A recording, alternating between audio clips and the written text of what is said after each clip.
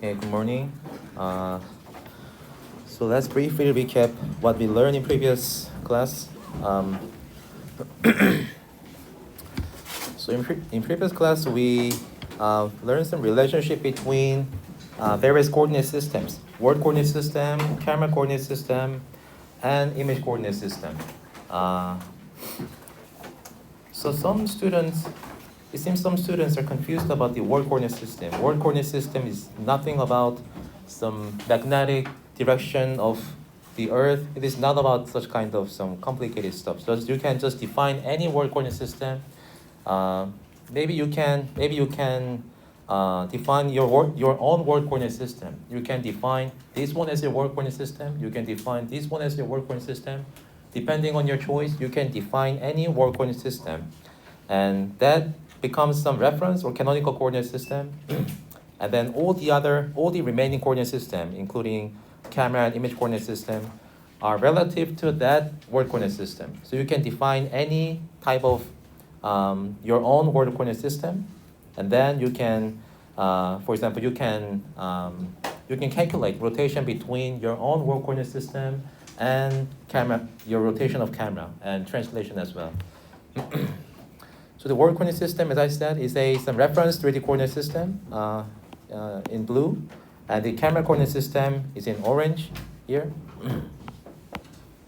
It is defined for each camera, define the 3D space of each camera. The convention is right side is x-axis, and the horizontal line is y-axis, and the ray direction is z-axis. That is convention. And image coordinate system, we can define image coordinate system for each camera as well. So this becomes image coordinate system. And we learned two kinds of matrices for the transformation. The first one is extrinsic transformation matrix. Extrinsic transformation matrix is in here, so this one. So we have axis in word coordinate system, W represent word coordinate system, and this one is extrinsic. We can call it in many terms, but I guess extrinsic anything, extrinsic matrix, extrinsic parameter, anything you can call it. That is about rotation and translation. Here is rotation and translation. Rotation is 3x3 rotation matrix, and translation is a column vector, a vector of those size 3. And that is about, we learned Euclidean transformation in previous class, right? Just a combination of rotation and translation. We just convert word coordinate system, some point in word coordinate system to some point in camera coordinate system using extrinsic parameter, just rotation and translation. There is no ambiguity, just matrix multiplication, that's all. And then after transforming it to camera coordinate system, we further project it to image plane, so that we can see some images, or renderings, anything. Something in camera coordinate system, that is not what we see. What we see is just always image coordinate system. And to convert camera coordinate system to image coordinate system, we need intrinsic parameter, which is often denoted by K. And it consists of, here is K, focal lengths, and principal points, and skew. That is the general form of camera intrinsic matrix.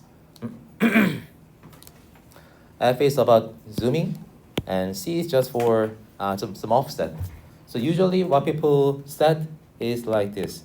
We often set skew to 0, and focal x and focal y are the same usually, and principal point of x and y axis becomes half of width and half of height of the image. That is the most widely used form of camera intrinsic matrix. That is to project some 3D stuff in camera coordinate system to image coordinate system, so that we can see some images. That was relationship between word coordinate system, camera coordinate system, image coordinate system, and this shows some summary. These are seems very complicated, but if you understand what I told you just before, I guess you can understand this one. These are not very difficult. So we learned extrinsic matrix, which is for converting word to cam here, word to cam. and intrinsic cam to image. And here, combination of extrinsic and intrinsic matrix becomes projection matrix, which is denoted by P. Just multiplication of extrinsic and intrinsic. There's nothing complicated. Just a multiplication of intrinsic and extrinsic so that we can combine them into a single matrix. So using P, we can directly convert word coordinate system to image coordinate system. And now let's proceed to some advanced one, lens distortion. Let me show the visualization. So this is what we usually got from lens without distortion, but in some cases we have heavy distortion. For example, fisheye camera. Fisheye camera is like some wide-angle camera. If we use wide-angle camera and go at the border side of the image, you can see quite a significant amount of distortion, right? Our face becomes very long, our body becomes very long at the edge of the image. That is because distortion. Distortion or lens distortion or perspective projection distortion, anything, but lens distortion is another thing. Especially fisheye camera is widely used in VR devices. VR devices, if we have some camera in headset, we need to capture some wide field of view images so that we can track hands. I mean, for example, if I have VR headset, and then if the device wants to track my hand motion, then hand can move we can move hand in everywhere, right? So that this camera needs to capture all possible wide range of space. And so to capture such kind of wide area from this camera, from the headset, people often design add fisheye camera, which have this kind of distortion.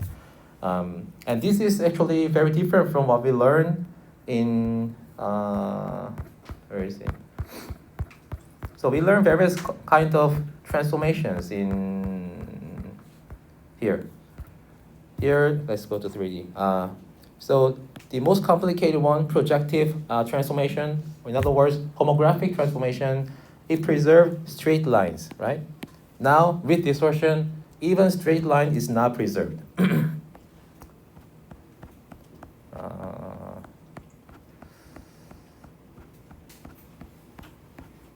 Here, this is the original pattern of some object, and then after, if we capture this object with some lens with distortion, then the straight lines is not preserved anymore. So this becomes additional. It requires additional, more complicated kind of transformation to explain this kind of term. Okay, and let's go to photometric image formation. So far, we only study geometric stuff, right? Only some position of point or rotation of point without any color. So now we are going to study some photometric image formation. So that is about some color or intensity of pixels. And actually all the thing that we just learned before, and this one, photometric image formation as well, actually about computer graphics. So we actually learned relationship between vision and graphics in the first class. So let's say we have 3D scene, and we have 2D image. As I said, very roughly saying, this is about computer graphics, and this is about computer vision. All we are now studying is about 3D scene to 2D image, right? Using word coordinate system to camera coordinate system and image coordinate system, projection matrix, intrinsic. All those stuff was about projecting 3D scene to 2D image. So actually that was about computer graphics. But as you can see, if we have enough information, if we have 3D scene information, if we have camera information, then all we need to do is just matrix multiplication, so that there is actually no ambiguity in projecting 3D scene to 2D image. But in computer vision, we have 2D image which do not have depth information, and often we do not have camera information as well. We often do not have camera information. From such kind of limited information, what we need to do is reconstructing 3D scene, that is called computer vision. Anyway, so this one, photometric image formation, is also about computer graphics, actually. If we have 3D scene, the thing that we learned in previous slide is about geometry. Projecting 3D geometry scene to 2D image space. That was about what we learned in previous slide. But from now, we are going to study color, how we get colored image, not about position rotation. And this is about photometric image formation. So far, we have discussed how individual light rays travel through space. And we now discuss how an image is formed in terms of pixel intensities and colors. Light is emitted by one or more light sources and reflected or refracted once or multiple times at surfaces of object in the scene. So in indoor environment, well, we have multiple light sources, right? There are multiple light sources. But in outdoor, the dominant light source will be the sun, right? Definitely the sun. And we know how we perceive some visual signals, right? There is some light source. It emits some energy, and then it hits some object, and then the photon reflected from this object, and then it goes through our eyes. That is what we see, right? So based on such kind of base physics stuff, we are going to study how images formed in photometric perspective. And this is governing equation, rendering equation, very famous and very fundamental equation in computer graphics.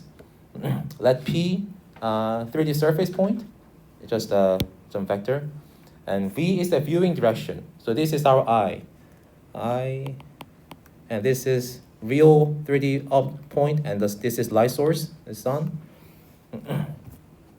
Let P denotes a 3D surface point, and V the viewing direction, where we see the object. So this is the object. Let's say this is an object, and it might depend where we are, which view direction that I'm looking for this. So the view direction, and S is the incoming light direction. So I mean, depending on where I put this object, where this incoming light direction is different, right? In this one, incoming light direction might be this direction, or if I put this one, light direction might be this one. So incoming light direction could also be different.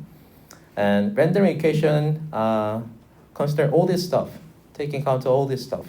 The rendering equation describes how much of the light L in from light source with wavelength lambda arriving at position P is reflected into the viewing direction V. This is what we see, as I said, right?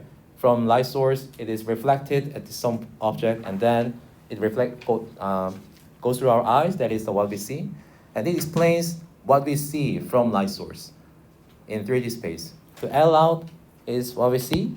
It's just a summation of L edit and reflected one. L emit is, from its name, we can know that it's about emission. If this object is like it can be another light source, right? It can be another light source. It can be some screen of some device. Then it will emit another energy, right? So we need to take into account this kind of another emission and reflected one. But usually, if this is just an object, this kind of just a simple object, normal object, then emission is become zero because this one do not emit light, right? There's no screen on this device, on this pencil, right? So this usually becomes zero, and this is reflected light from light source at the position of the object. That is what we see from view direction V. And BR, let's start from this one. And this one is the unit hemisphere at normal n. We define unit hemisphere at normal n, normal vector of this point. And BRDF, in other words, bidirectional reflectance distribution function, BRDF, is the very important and very important thing in computer graphics. There are many terms. Bidirectional, there are two directions. Reflectance, there's some light from light source reflected to some eye, and distribution function, BRDF, defines how light is reflected at an opaque surface. So I will not cover detail of BRDF, but this is very fundamental stuff, and it needs to be accurately defined to explain what we see through our eyes. I will explain this later briefly. And L limit, as I said, is only for light emitting surface. If there's a screen, then L limit will be positive, but usually object without any emission, the L limit becomes 0. And here from this equation, we can know that what we see is some integral of BRDF, L in, and normal vector. So that from this, we do not know what is BRDF so far, but from this we can understand this one, right? If the light direction and normal vector is perpendicular, then there's nothing we can see, right? That is obvious. If the light source and normal vector is perpendicular, then we see nothing. And BRDF, let's study some brief concept of BRDF. So typical BRDF have a diffuse and specular components. Of course, some advanced BRDF might have some other things, but two things, diffuse and specular, are the basic components of typical BRDFs. Diffuse, specular. So diffuse is some constant component of scattering light uniformly in all directions. And this leads to shading, smooth variance of intensity with respect to surface normal. And the specular component depends strongly on the outgoing light direction. So this one, regardless of normal vector, regardless of viewing direction, what the reflected amount of light is constant, right? That is about diffuse. And specular, it highly depends on view direction and normal vector of the surface. So there are two components, diffuse and specular, and this is visualization of diffuse and specular reflection. So as you can see, diffuse and specular, from visualization, we can see that there is more highlight in specular, right? And that is true. If let's say we have some bowl, metallic bowl, and then there is a single light source, and then depending on where we put this object, and depending on where we look at this metallic bowl, this kind of position of highlight can be very varying, very different. But diffuse, this kind of diffuse specular is nothing about viewing direction and normal direction. So this kind of constant reflection, and specular is kind of very localized reflection. And we combine this diffuse and specular reflection to explain what we see. So specular, as I said, is about very highlighted reflection. Diffuse is about more some constant colored reflection, so that we can combine these two to explain this final visualized one. And so that we have different BRDF. BRDF have diffuse reflection and specular reflection. And this one shows various BRDF. These are just images, but we can know that BRDF might be different for each object, for each material, right? For this object, it might have very less amount of specular, right? It might have, most of the reflection might be diffuse because the material, I'm not familiar with the material name, but it may be plastic. But plastic, there's no highlight, right? There is no highlight. And if material is metallic bowl, some or some like this kind of mirror material, maybe specular is stronger. Metallic itself is very strong. Specular reflection, metallic is very strong. But plastic or some for plastic, specular might be very weak. So what I want to say is that depending on material, BRDF might be different. So if you see the details of BRDF equation, there is some parameter that tries to capture different materials. So for each material, they have different hyperparameter to weakening the specular or strengthening the specular. So it depends on material. So BRDF also it is spatially varying. Let's say we have some bowl where some region is metallic and some region is plastic. Then of course, plastic region might have very small amount of specular, and metallic region might have strong specular. So they spatially varying, very complex, and this is about very deep computer graphics stuff. So I will not going to cover this detail. And Fresnel effect, as I said, what we see is very different depending on our view direction. Let's imagine we are at this site, and maybe depending on where we see this depending on where we see, then the reflected water might be very different. Maybe very different. So that means the amount of light reflected from a surface depending on the viewing angle as well. And this is called Fresnel effect.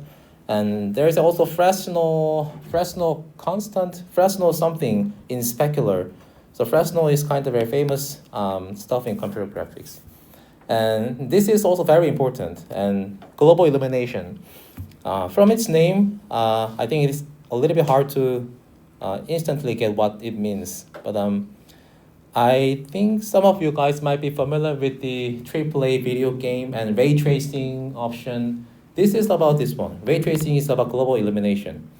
Let's say we have a single light source from sun, and we put some 3D stuff, and then if we only take a single reflection into account, then this is what we see. But this is not the case, right? If there's a light source from maybe some sun or other things, then light is reflected, and then this is the first bounce of light. But in real world, actually, the light source, there is a light from light source, and then reflection, and this becomes another light source, right? If there's a light from light source, and then it hits an object, and then the some of light reflected from this object goes through our eyes, but remaining amount of light becomes another light source, and the remaining light tries to shoot other regions, right? So this is what we get in real world. There's a light source, and some partial light will go to our eyes, but a remaining part of the light will go to this direction, and this one becomes another light source, right? So that is the reason why we can see this kind of orange-colored cloth, because this becomes another light source. This becomes another light source, so that the white cloth becomes a little bit orange color. Other things as well. So what I want to say is light source, there can be many light sources in real world. This one is the first light source, but for every reflection, the intersection of the light and object becomes another light source, and it kind of reflected light becomes emission of the light, and it hits the other object, and it becomes another light source, so that the color of some white cloth becomes a little bit orange color. And ray tracing, in one sentence, it tries to track all this kind of complicated reflection. Usual AAA video game, it just track only this light, only first bounce. That makes computation much cheaper, right? Much simpler, much cheaper. But in real world, this is what is happening.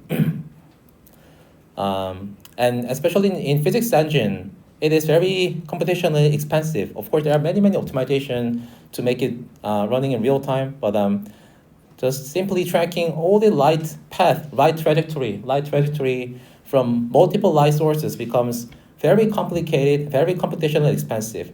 And that is the reason why if we turn on ray tracing option, visual quality becomes much better, but at the same time, running time becomes much slower.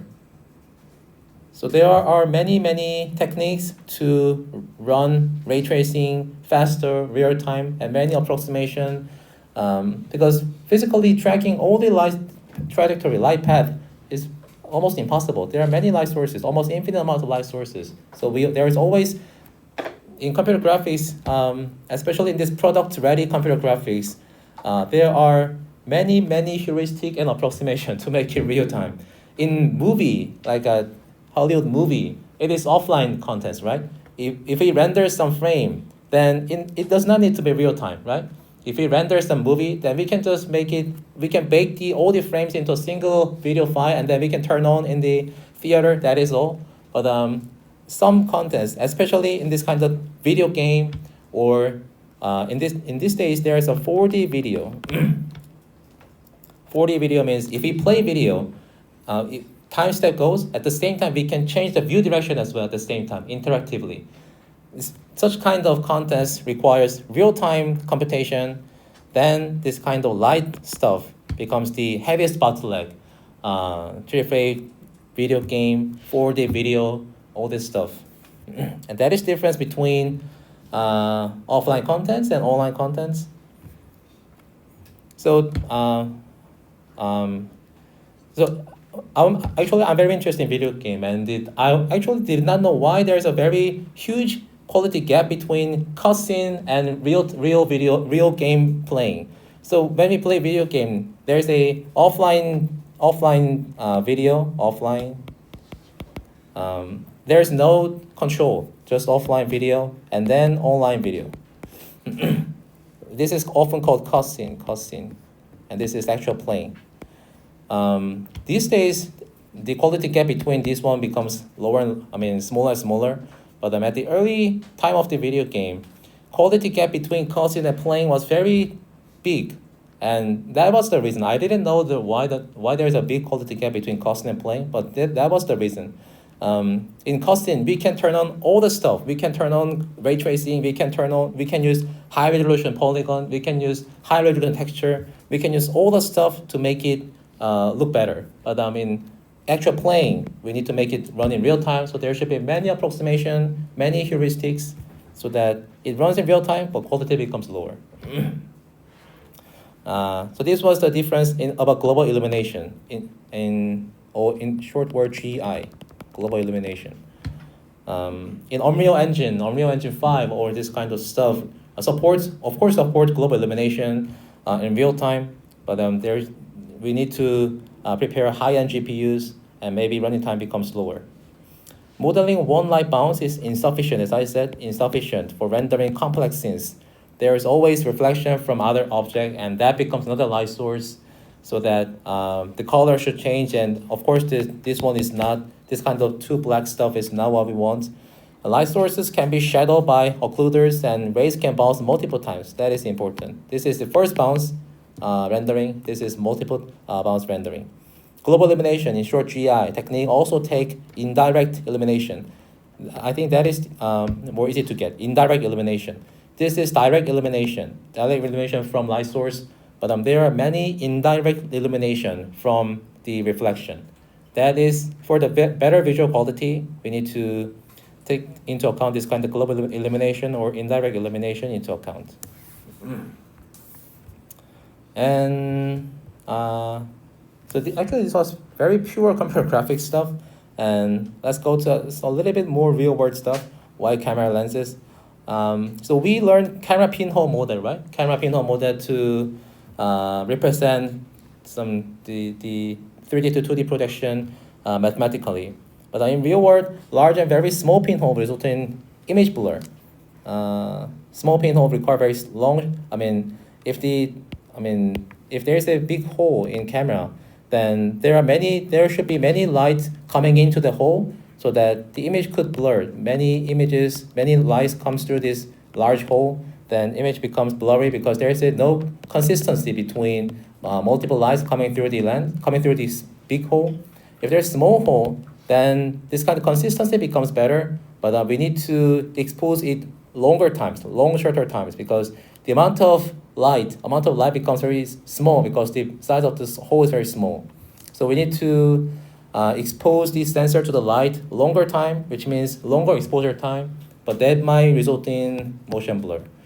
So that is the reason why actual camera has lenses, not only just a pinhole. Pinhole is just a mathematical model, but in real world, camera is, there's always lens in camera.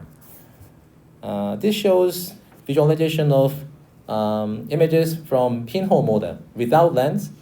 There's no lens. A small pinhole model, as I said, hole is very small. So there is a consistency coming through the hole, so that the projection is much more sharper. Large pinhole, but the drawback of this approach is that the amount of light coming in through the hole is, absolute amount of light is too small, because the size of the hole is too small, right? so that we need to take longer exposure time, and that might make motion blur. I mean, during the exposure time, if the object moves, then the light consistency changes, then there is a motion blur. And large pinhole model, the exposure time could be very short, but the problem is that there is a inconsistency between light coming through the pinhole. So this is a large camera pinhole model with large pinhole size, and this is small pinhole size. The image becomes much sharper, but if we use too small one, 0.07 millimeter, then the amount of light is not enough, right? So that it makes them blurry images. And this is about, now it is about optics. Pinhole camera model and camera with lens. So camera uses one or multiple lenses to accumulate light on the sensor plane. And importantly, if a 3D point is in focus, all light rays arrive at the same 2D pixel. Is in focus means we will learn the depth of field later. What we call some 3D points are in focus if light rays arrive at the same 2D pixels. So you can see from this point, all these same 3D points are projected to the same 2D points. Then the image, what we capture becomes very sharp, because all the same 3D point becomes all the same 2D points. Then it exactly captures what is happening in 3D space, so that image becomes very sharp. And we call it 3D points are in focus.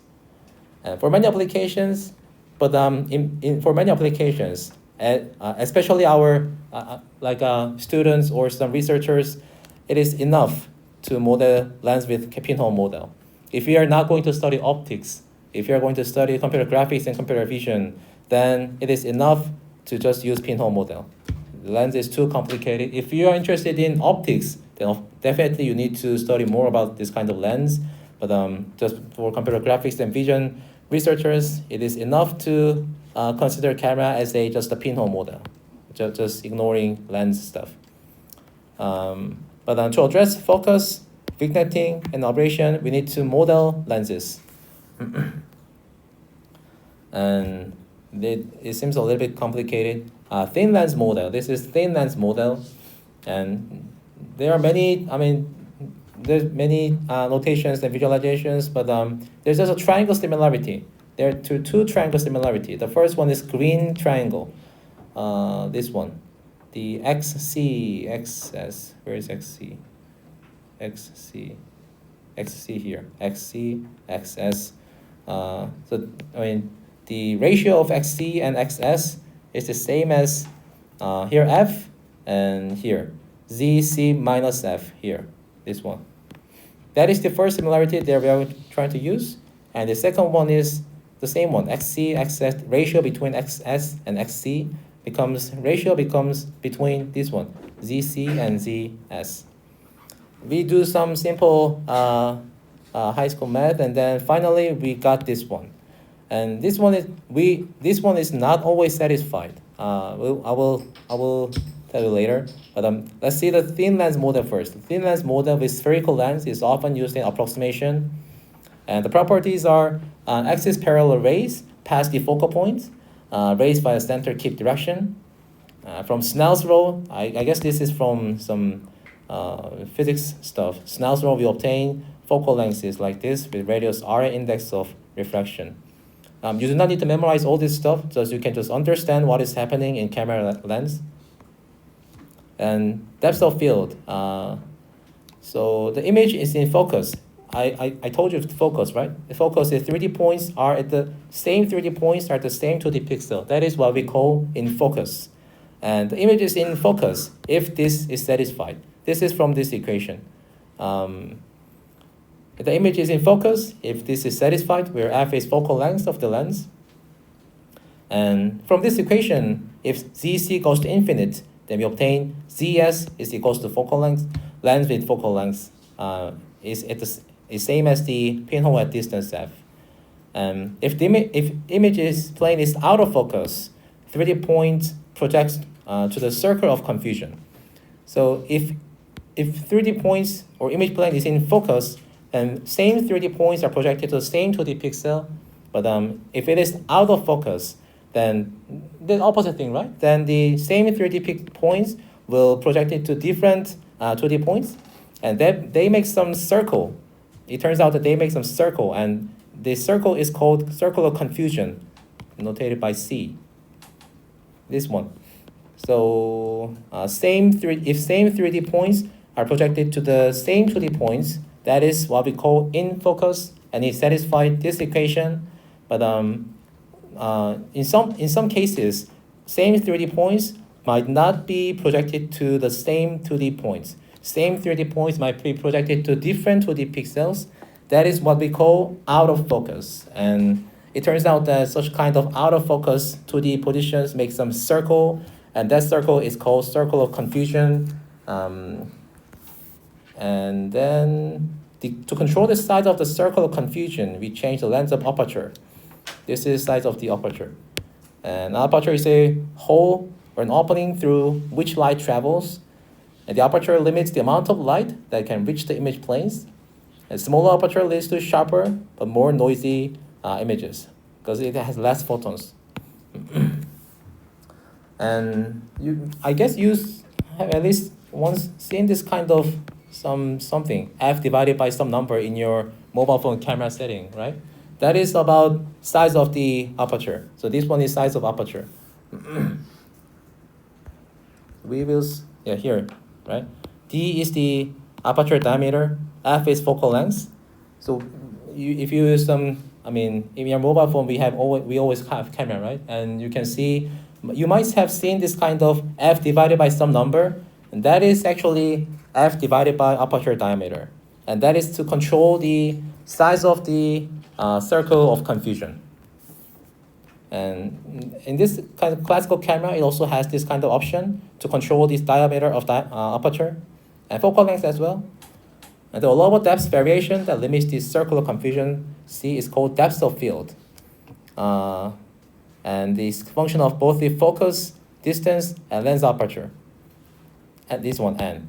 And typical DSLR lenses have depth of field indicators.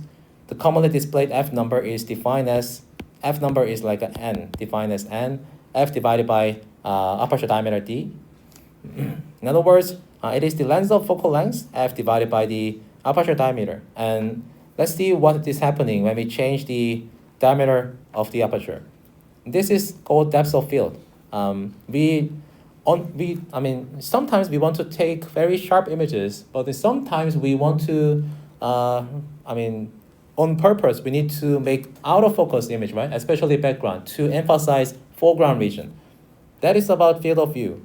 Depth of field. By changing diameter of aperture, as you can see, the same focal length, but different aperture diameter, 1.4, 4.0, and 20, 22. Then depth of field. Casually, we can define depth of field like a distance between nearest and farthest object that are acceptably sharp. That is casual definition. So depth of field is very small in this case, right? 0.8 centimeter. So distance between nearest and farthest object that are acceptably sharp. Maybe the size of depth of field in this case might be only this size, right? Because the remaining blocks are very blurry.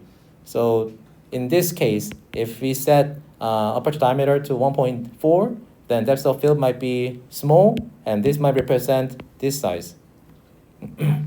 And if we increase the diameter of aperture, then depth of field becomes larger, 2.2 centimeter, and that might be like this.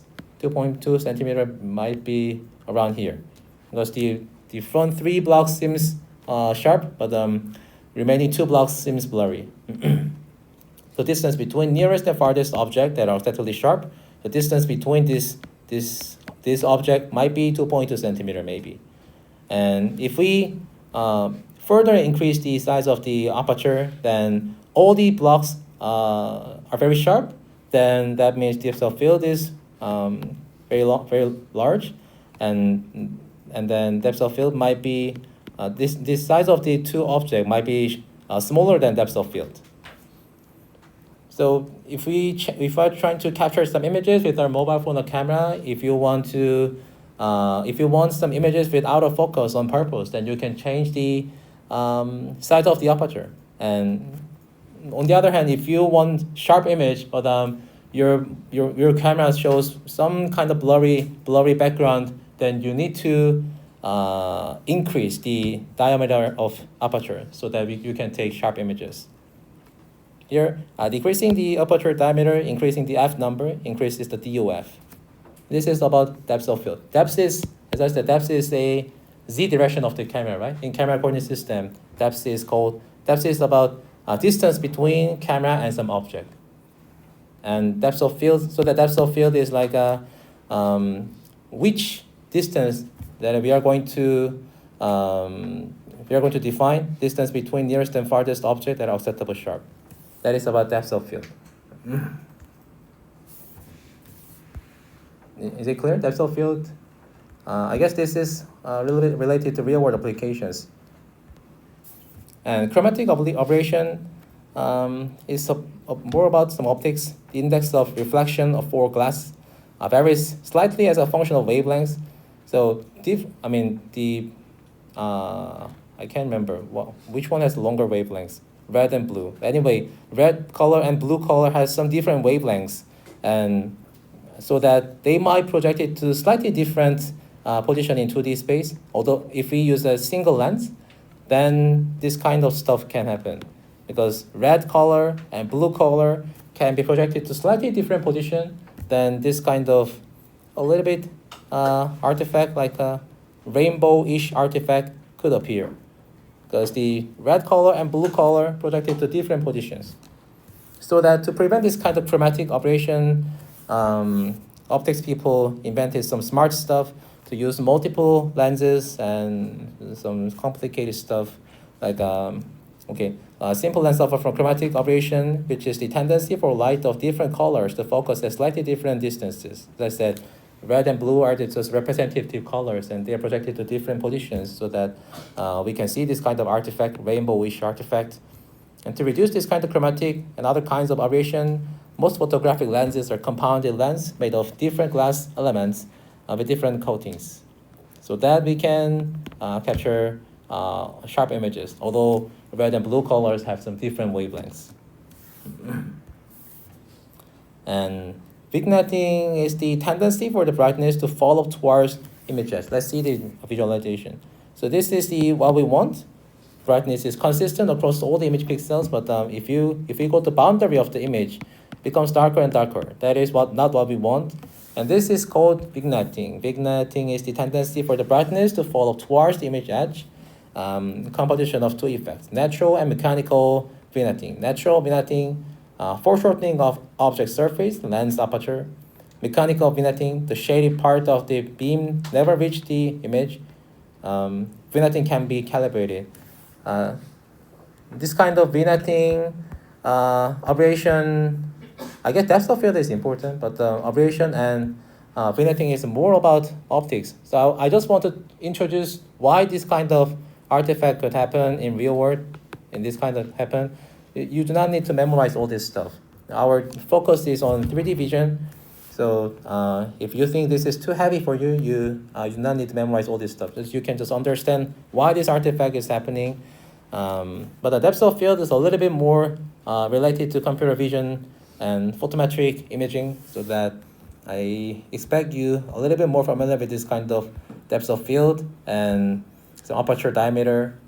And this one, global illumination, rendering equation, are about computer graphics.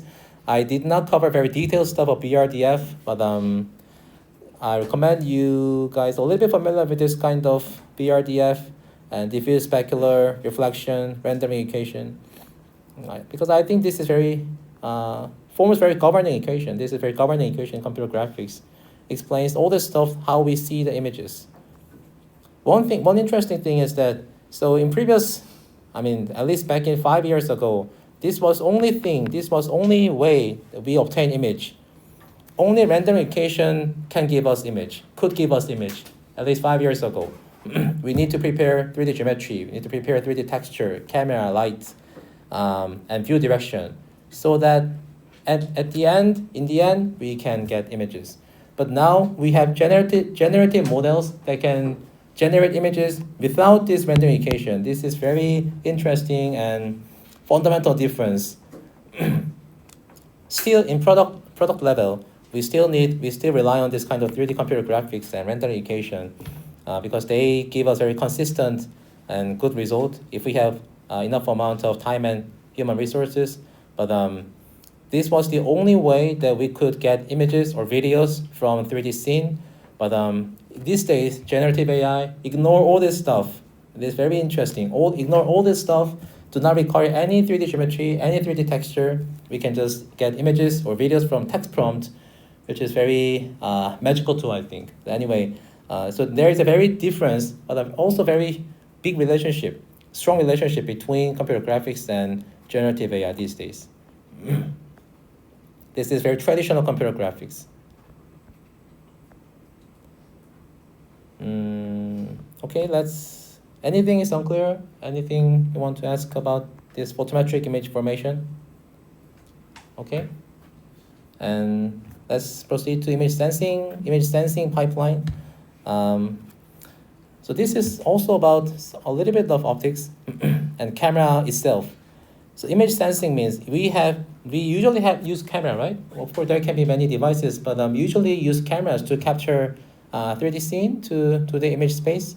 And this section, we are going to study what is happening inside of camera. And there are three stages. The first one is physical light transport in the camera lens body. And the second one is photon measurement and conversion on the sensor chip. The last one is image signal processing, in short ISP, and image compression. This is early times of computer vision was happening. There were many optimization and many compression and many enhancement is happening in ISP. And early computer graphics, early computer vision tries to enhance this kind of ISP in a data-driven way, and image compression as well. So these are a little bit more about some physics and optics. And this is about computer vision, I think. And shutter, these days we have digitalized camera inside our mobile phone, right? Of course, there are some actual cameras. The focal plane shutter is positioned just in front of the image sensor film, and most digital cameras use a combination of mechanical and electronic shutter. And the shutter speed exposure time controls how much light reaches the sensor, and determines if an image appears underexposed, blurry, or noisy. So here, I'd like to introduce what is exposure time or shutter speed. I think I introduced it in the previous slide. Exposure time is how long will image sensor will be exposed to the external light. If the exposure time is long, then we can get bright image. But during exposure time, if object moves, then there is an inconsistency between 3D and 2D, so then motion blur is happening. So if we move our body quite fast when capturing image, there is a motion blur. Image becomes very blurry. The reason is that during exposure time, the camera shutter expect the object is static, so that all the 3D points are projected the same to the position. But when we move very fast, then during exposure time, object moves, then different 3D points are projected to the same 2D position, so that motion blur is happening. If we in nighttime, the amount of light source is very limited, so that to get enough amount of bright image, we need to increase exposure time. That makes motion blur. That is why state-of-the-art camera companies and mobile phone as well are struggling in capturing good images in nighttime. In nighttime, we do not have enough amount of light. So we need to increase exposure time. But as a trade-off, if we increase exposure time, we can get bright image, although the environment is very dark. But the problem is that longer exposure time make image blurry because object can move during exposure time. So there is a trade-off, and each company tries to develop a very good ISP to do something to remove motion blur, to enhance image quality inside of ISP. Anyway, there are two sensors, CCD and CMOS. CCD moves charge from pixel to pixel and convert it to voltage at the output node. CMOS images convert charge to voltage inside each pixel and are standard. Larger chips are more photosensitive, less noise. To be honest, I do not know this actually, so you do not need to be fully familiar with this kind of stuff. This is about, I guess, electronic engineering and some mechanical engineering stuff, and optics as well. And color filter array, this is a little bit interesting. So there's some CCD or CMOS sensors, although I'm not familiar with this kind of sensors, but this sensor is designed to get only single color. For each pixel, these are not actual pixels that we can get from image, but let's say we have some pixels in sensor space, then this pixel is designed to only perceive green color, and this pixel is designed to only perceive red color. There is a filter. There's a filter in the image sensor, so that each unit is dedicated to perceive only single color: green color, red color, green color, red color, blue color. That is called Bayer RGB pattern. There could be many RGB patterns, but that is the most standard one. So to measure color, pixels are arranged in the color array, and the representative example is Bayer RGB pattern, this one. And then, so that each pixel, one pixel is green, only green, intensity only green, R only red, and then we interpolate these single color pixels to have all RGB colors. So that is output of this color filter array. Missing colors at each pixel are interpolated from neighbors. This is called demosaicing. And this shows visualization of what is happening inside our sensor, camera sensor. As I said, each unit is dedicated to a single color. There's a filter. RGB color, always RGB color is going through the camera, but there's a filter that only pass blue color, only pass green color, only pass red color, so that each pixel is dedicated to a single color, and then we interpolate single colors to some nice looking color by interpolation. That is called demosaicing. And as you can see, there are many greens. Green, green, red, red, green, green, blue, blue. So there are 2 times more greens than red and blue colors. The reason is that based on our human perception, it turns out that we human perceive green, are more sensitive to green color. Here, relative sensitivity and wavelengths here. And it turns out that our human eye, our visual perception system is sensitive to green, so that it is the image sensor is designed to take more green colors to make it human friendly, because we humans are more sensitive to green colors. And each pixel integrates light spectrum L according to its spectral sensitivity and the spectral response curve provided by the camera manufacturer. And this one makes, although we have the same 3D scene, same environment, if we use iPhone, if we use Galaxy mobile phone, image becomes different. That is because each camera manufacturer designed different spectral response curve. How many green color will that image will take? How many red color will take? How many blue color will take? Such kind of spectral response function is different for each camera manufacturer, so that although we take the same environment, color is different. And this shows color spaces. Some people understand. Some people might confuse. This is not art. This is grayscale. This is also grayscale. But let me explain how images form. So we often say image is RGB image, and actually, and this is height and width. So image is always 3-dimensional tensor, where height is just the literal height of the image, and width is the width of the image. And there are 3 channels: R channel, G channel, and B channel. And each pixel, there's numbers. These are digitalized representations, so there's always numbers. Number means intensity. Intensity in R channel. intensity is normalized from 0 to 255.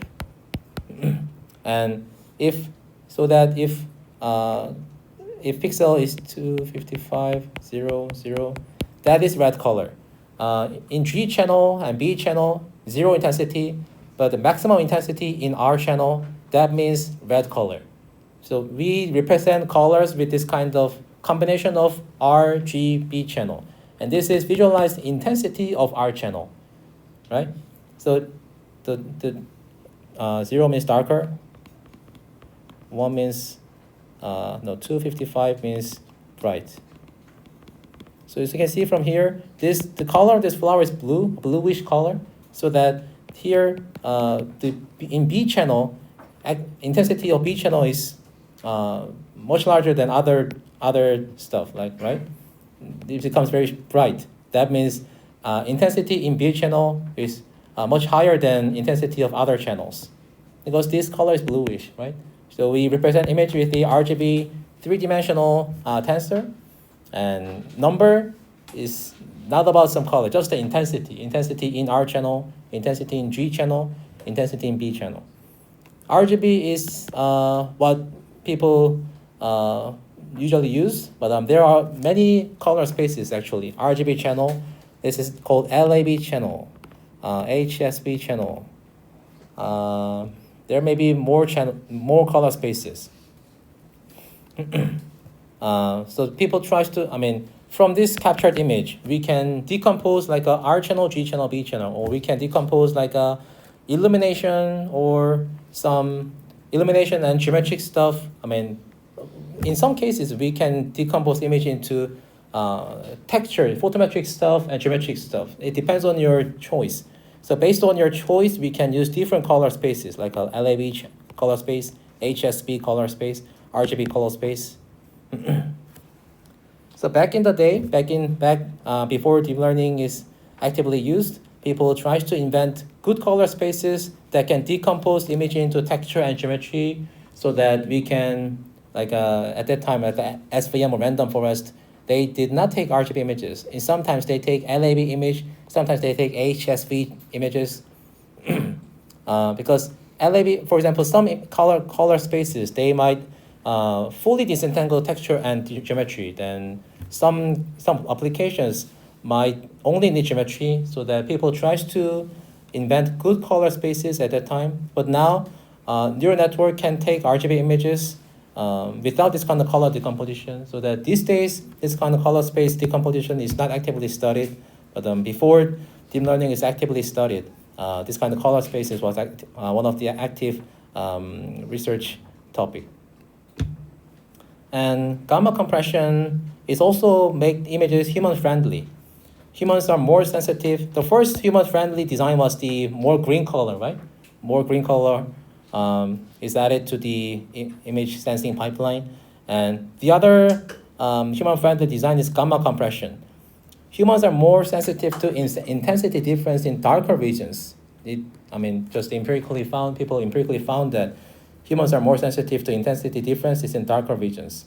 So that it is beneficial to non-linearly transform the left one intensities or colors prior to discretization, and to undo this transformation during loading.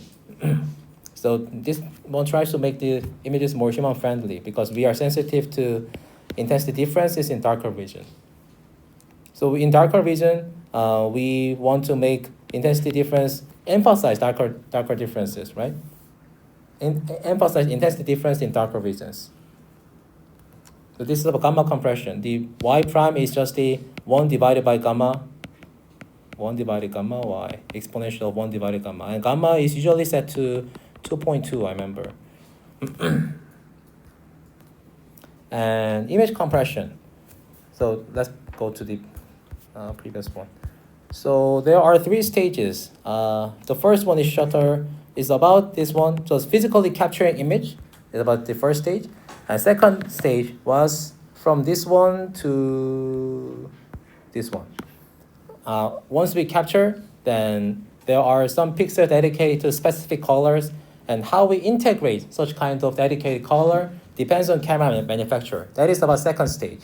And the output of second stage is actually called raw image. Maybe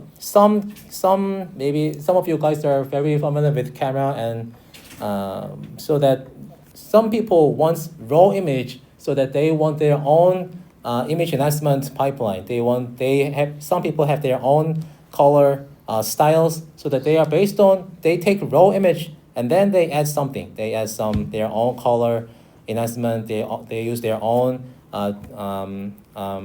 denoising techniques. So that is raw image. But what we often get is JPEG image. Each camera manufacturer has their own ISP, image signal processing pipeline. So they do demosaicing, sharpening, white balance, gamma compression, so that what we often get is JPEG image. But depending on camera, but you can still access raw image so that you can use your own ISP to make images better and take less storage. Anyway, so this is the third stage, ISP. Inside ISP, there are many things are happening. That is also different for each camera manufacturer. And typically, raw image is too huge. I mean, the size of the storage of the raw image is too huge, so that, but typical image size is about like a few megabytes, right? We expect such kind of light image. So we need to compress image, and here is also human-friendly perception. Typically, luminance is compressed with higher fidelity than chrominance. Luminance is about brightness, and this chrominance is color. So luminance is compressed with higher fidelity than color because humans are more sensitive to brightness. And often 8 by 8 pixel patch-based discrete cosine or wavelength transforms are used. Discrete cosine transform DCT is an approximation to PCA on natural images. The coefficients are quantized to integers that can be stored with Hoffman codes. More recently, deep networks are based on compression algorithm developed. So, okay. So these are what is happening in ISP. Tries to make raw image light. Take less storage. At the same time, do not sacrifice the quality of image. Based on our human perception, we humans are more sensitive to luminance than chrominance, but that is what is happening, especially in JPEG. JPEG images are very light, so that is what is happening in ISP. But these days, as I said, early part of computer vision, or these days as well, tries to replace this ISP with data-driven approach to make images take less storage, but have a better visual quality, so that we can use another image ISP in a data-driven way. We can design some deep networks which can replace traditional ISP. That is what is happening in computer vision as well. Tries to replace ISP with data-driven way.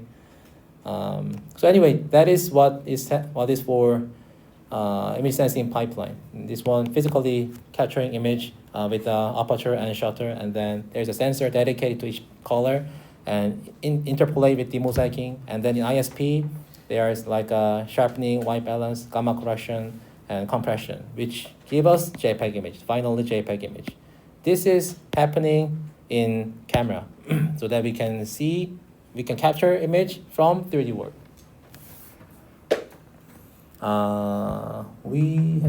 Okay. Anything you want to ask? This is the end of today. Anything you want to ask? Okay, let me briefly summarize in Korea as well. 이거를 저번에 요약 못했는데 시간이 없어가지고 뭐 중요한 거는 세 개 좌표계 구성이거든요. 워드 코디네이트 시스템은 그냥 각자가 알아서 잡는 레퍼런스 코디네이트 시스템이고, 카메라 코디네이트 시스템은 카메라마다 이제 카메라의 가로는 X, 세로 방향은 Y, 카메라가 보는 방향은 Z로 해서 다 축이 정해져 있는데 그 축으로 바꾸는 걸 익스트린식 파라미터 바꾸는 거고, 인트린식은 그 카메라 코디네이트 시스템에서 이미지 캡처하는 데의 트랜스포메이션에 대한 거고요. 그래서 이 익스트린식은 3D 공간에서 로테이션 트랜슬레이션만 하는 거고, 이미지를 바꿀 때는 이런 인트린식 파라미터들, 포컬 랭스랑 프린시플 포인트 옵셋이랑 이런 것들 해서 이미지를 생성하는 거고요. 그리고 포토메트릭은 꽤나 컴퓨터 그래픽스 쪽 내용인데 렌더링 이퀘이션이 대표적인 이퀘이션이에요. 이게 굉장히 중요한 이퀘이션인데 BRDF는 라이트가 들어와서 어떻게 반사되는지에 대한 성질을 묘사하는 펑션이고 뭐 이거 뒤에는 그냥 계산하면 되고요. 그래서 BRDF에는 주로 디퓨전과 스페큘러가 있는데 디퓨전은 한국말로 정반사예요. 정반사 맞을 거예요. 아마 정반사? 정반사 난반사일 거예요. 아마 정반사 난반사하고 이런 하이라이트는 대부분 스페큘러로 생각하면 돼요. 이거는 보이는 거에 관계없이 그냥 컨스턴트하게 있는 반사고요. 그래서 이게 재질마다 달라요. 메탈릭 금속 재질이면은 훨씬 스페큘러가 크고 플라스틱은 스페큘러가 거의 없죠. 그리고 뭐 액체 예를 들어서 뭐 얼굴에 뭐 피지 같은 거 있잖아요. 이거 스페큘러가 꽤 커요. 특히나 뭐 땀이 많으면 많을수록 스페큘러가 크겠죠 아마. 데이터 캡처할 때도 그래서 사람 얼굴 캡처할 때 뭐 땀이 있거나 좀 피지가 많으면 그러면 스페큘러가 되게 크게 나타나기도 해요. 그래서 이건 글로벌 일루미네이션은 그 레이 트레이싱 옵션에 대한 건데 빛이 한번 오면은 여기서 반사되면 얘가 또 라이트 소스가 돼요. 그러니까 이제 예를 들어서 제가 하얀색 옷 입고 있는데 이가 검은색이면은 제가 여기 그림 이게 만약에 빨간색이면은 제 옷이 빨간색이 보이게 되는 게 얘가 라이트 소스가 또 되기 때문이에요. 그래서 그런 멀티플 바운스를 고려하는 게 글로벌 일루미네이션 혹은 인다이렉트 일루미네이션이고 이게 레이 트레이싱 옵션에 관련된 건데 이 모든 반사의 트레이스를 전부 다 트랙하는 거는 컴퓨테이셔널리 매우 익스펜시브하기 때문에 퀄리티는 좋아지지만 실시간 어플리케이션에서는 꽤나 큰 버든이 되기도 하는 거예요. 뒤에는 이제 렌즈 모델인데 아까 말했듯이 이걸 전부 다 외울 필요는 없어요. 그냥 무슨 일이 일어나고 있는지 알면 되고 뎁스 필드는 좀 중요한데 인포커스, 아웃 포커스 개념이랑 뎁스 필드가 무엇인지 무엇에 따라 달라지는지 정도는 알면 좋아요. 그리고 어블리게이션이랑 비네팅은 뭐 그냥 뭐라는 것만 알면 되고 이미지 센싱에서 이 두 개는 이제 좀 전작과나 약간 이 컴퓨터 비전보다는 좀 그쪽 물리 쪽 개념들이라서 뭐 어떤 건지 알면 되고 이거는 좀 재밌는 내용이에요. 그래서 이거를 이해하면 좋을 것 같고 ISP 안에서 이런 여러 가지 일들이 일어나고 있어서 실제로 우리가 갖고 있는 로우 이미지에 비교했을 때 JPEG 이미지가 꽤나 많은 프로세스를 거친 거라는 거. 그래서 그게 각 회사마다의 역량이라는 거를 알면 될 것 같아요. Okay, let's check the attendance and finish the class.